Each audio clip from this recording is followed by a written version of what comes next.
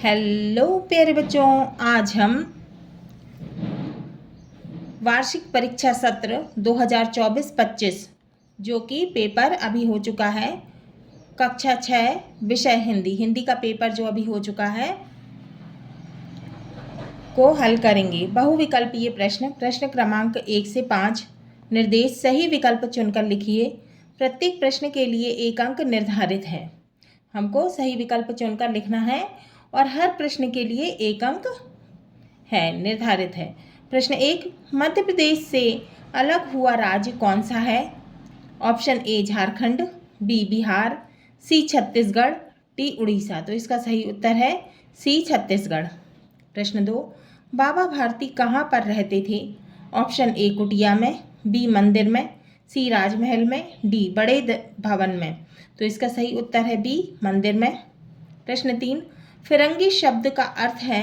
Option A पतंग, B चक्री, सी भंवरा, D अंग्रेज। तो इसका सही उत्तर है डी अंग्रेज। प्रश्न 4, डॉक्टर भाभा को पीएचडी की उपाधि किस सन में मिली?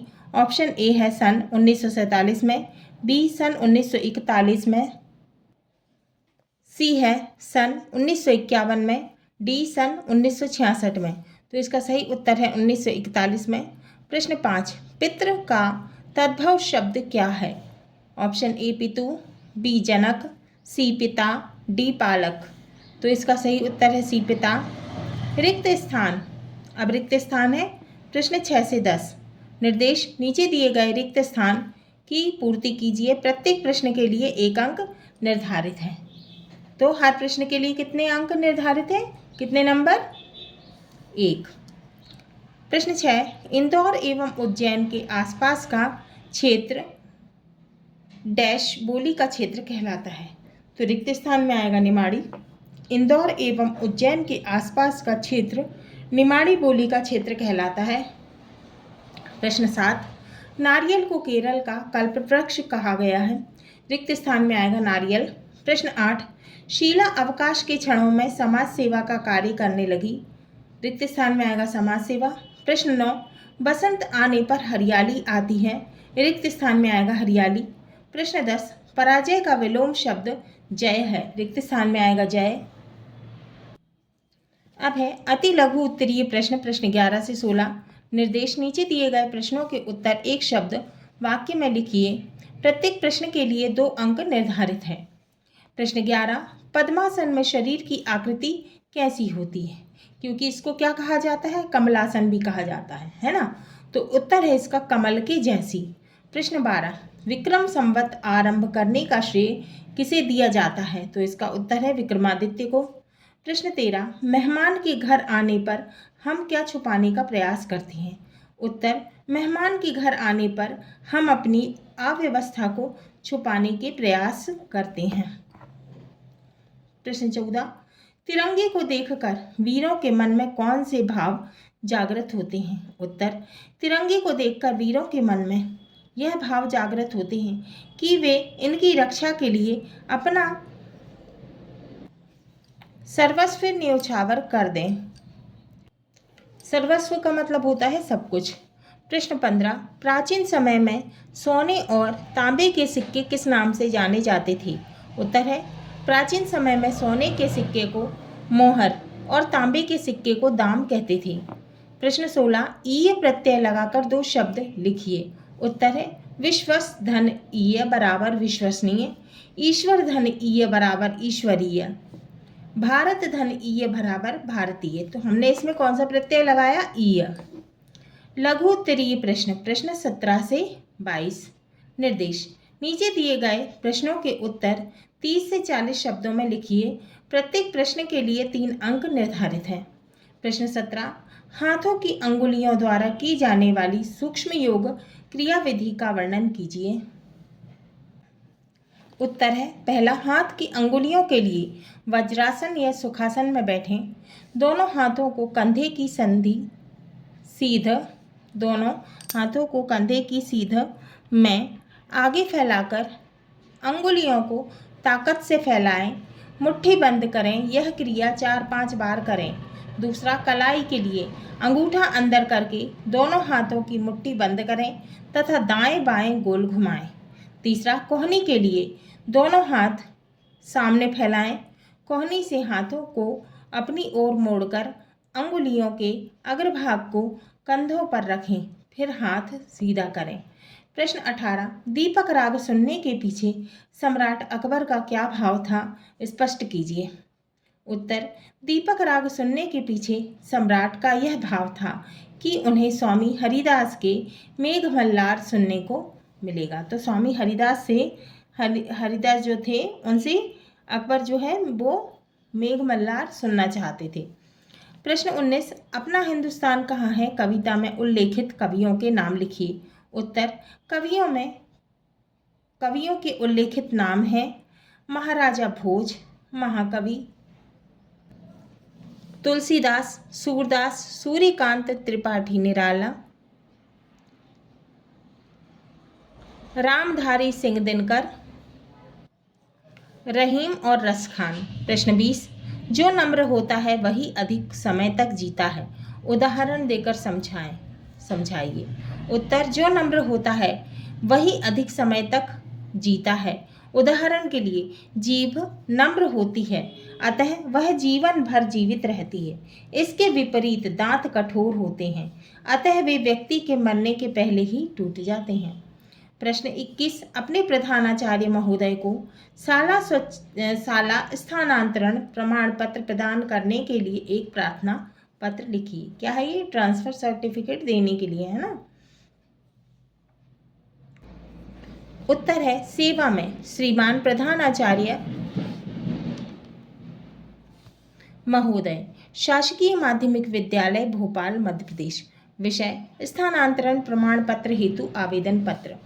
महोदय, विनम्र निवेदन हूँ कि मेरे पिताजी का स्थानांतरण भोपाल से इंदौर हो गया है अतः मुझे विद्यालय छोड़ने पर विवश होना पड़ रहा है। श्रीमान से निवेदन है कि आप मुझे स्थानांतरण प्रमाण पत्र प्रदान करने का कष्ट करें जिससे मैं वहाँ के विद्यालय में प्रवेश प्राप्त कर सकूं। धन्यवाद। दिनांक लिखना है, आपका आज्ञाकारी छात्र, नाम, आपका नाम लिखना है, कक्षा 6A या A। अब है दीर्घ उत्तरीय प्रश्न निर्देश। नीचे दिए गए प्रश्नों के उत्तर 70 से 80 शब्दों में लिखिए। प्रत्येक प्रश्न के लिए 5 अंक निर्धारित है। प्रश्न 23, दीपक राग प्राणों को संकट में डाल सकता है, कारण बताइए। इसको सुनाने का हठ किससे किया था? तो दीपक राग गाने से क्या हो सकता था? प्राणों में संकट आ सकता था, है ना।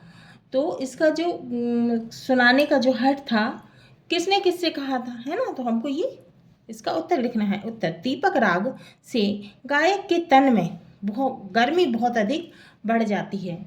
इस राग को मल्हार राग का प्रबंध किए बिना नहीं सुनाया जा सकता। कौन सा राग? मेघमल्लार, है ना। उसमें क्या होता था कि पानी गिरने लग जाता था, है ना। यह गायक को भस्म भी कर सकता है। कौन सा राग? दीपक राग, है ना। इसको सुनाने का हठ अकबर ने तानसेन से किया। प्रश्न 24, मीराबाई ने किस प्रकार की भक्ति की है, लिखिए। उत्तर, मीराबाई की भक्ति कृष्ण के प्रति समर्पण, कौन? भगवान श्री कृष्ण के प्रति समर्पण भाव और दाम्पत्य भाव की है। प्रश्न 25, निम्नलिखित गद्यांश को पढ़कर दिए गए प्रश्नों के उत्तर दीजिए। उत्तर, स्वतंत्र भारत का संपूर्ण, ये गद्यांश है, पहले तो हमें इसको क्या करना पड़ेगा? पढ़ना है।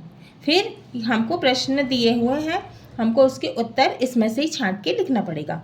स्वतंत्र भारत का संपूर्ण दायित्व आज विद्यार्थियों के कंधे पर है। कारण, आज जो विद्यार्थी है वे ही कल भारत के नागरिक होंगे। भारत की उन्नति एवं उसका उत्थान उन्हीं की उन्नति और उत्थान पर निर्भर करता है। अतएव विद्यार्थियों को चाहिए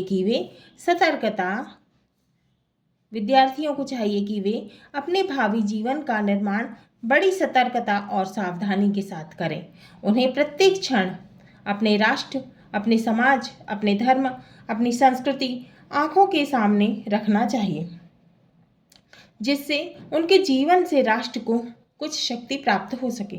जो विद्यार्थी राष्ट्रीय दृष्टिकोण से अपने जीवन का निर्माण नहीं करते, वे राष्ट्र और समाज के लिए क्या बन जाते हैं? बोझ बन जाते हैं। अब प्रश्न पहला है, देश की उन्नति और उत्थान किस पर निर्भर है? तो इसमें हमने पढ़ा किस पर निर्भर है? विद्यार्थियों के हाथ पर। अब देखो क्या लिखा है, भारत की उन्नति एवं उसका उत्थान, है ना, उन्हीं की उन्नति और उत्थान पर निर्भर करता है। किसकी? विद्यार्थियों की, है ना। तो उत्तर है भारत की उन्नति और उत्थान भारत देश के विद्यार्थियों पर ही निर्भर है। अब दूसरा है, भारत का संपूर्ण दायित्व विद्यार्थियों पर क्यों है? उत्तर, क्योंकि हमने गद्यांश में पढ़ा था, है ना।